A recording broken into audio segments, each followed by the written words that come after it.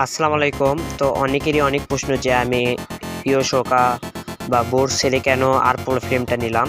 তো আরপোলো ফ্রেম নেওয়ার রিজন হচ্ছে এইটার হেডসেট গার্ড। হ্যাঁ, এইটাতে সামনে মানে উপরেও হেডসেট গার্ড দিয়েছে আর নিচেও হেডসেট গার্ড দিয়েছে। এর অন্যান্য ফ্রেমে খালি শুধু নিচে থাকে, আর এটা তো ভাঙার কোনো চান্সই নাই। আর এটার ওয়ারেন্টি 1 বছরের ওয়ারেন্টি দিয়েছে। তো আপনারা চাইলে এই ফ্রেমটা নিতে পারেন। ভাই, চাকা লাগানোর সিস্টেমটা পুরোপুরি ডাট মোড়ের মতন করেছে, যেটাতে চাকা আর কি খুলবে না। মানে অনেক স্থান করতে যে আর কি চাকা টাকা খুলে যায়, আর এটাতে খুলবে না। তো আপনার চাইলে ফ্রেমটা নিতে পারেন। অ্যান্ড এটা কিন্তু দেখেন এলকির নাট দিয়ে লাগানোর সিস্টেম। তো এই ফ্রেমটা আমার কাছে অনেক ভালো লেগেছে, আর কালারটা ভাই মারাত্মক কালার লেগেছে।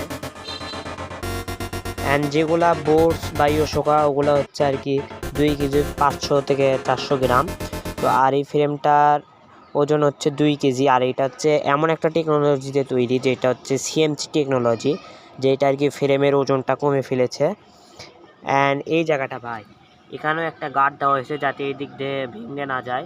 মানে ব্রেকের প্রেশারে এই দিক দিয়ে অনেক টাইম ভেঙে যায়, আর এটা ভাঙবে না। অ্যান্ড এটা কিন্তু ইন্টারনাল কেবল সিস্টেম। অন্যান্য ফ্রেমে কিন্তু ইন্টারনাল ক্যামো সিস্টেম দেখা যায় না স্ট্যান্ড ফ্রেমে।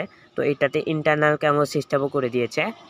আর এইগুলা নাট লাগানোর সিস্টেমটা দেখেন, ওগুলা ফ্রেমে আর কি এখানে টাই কেবল দিয়ে লাগানো লাগে, আর এখানে এক্সট্রাভাবে আর কি আমাদেরকে আর প্লাস্টিকের যে ক্লামগুলো ওগুলো দিয়ে দিয়েছে যাতে আমরা লাগাইতে পারি।